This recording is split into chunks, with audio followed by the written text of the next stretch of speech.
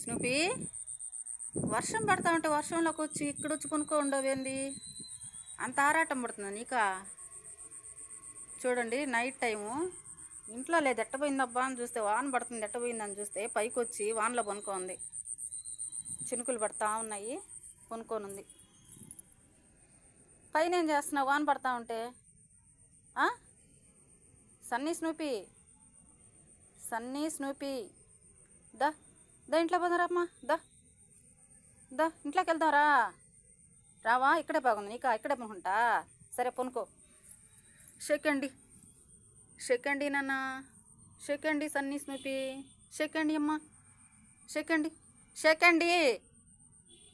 అమ్మో, నా పరుగు పద్ది మన ఫ్రెండ్స్ ముందు.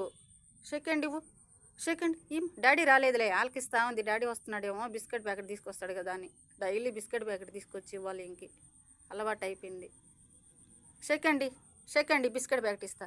షేకండు, షేకండి, షేకండి తెలీదు నీకా?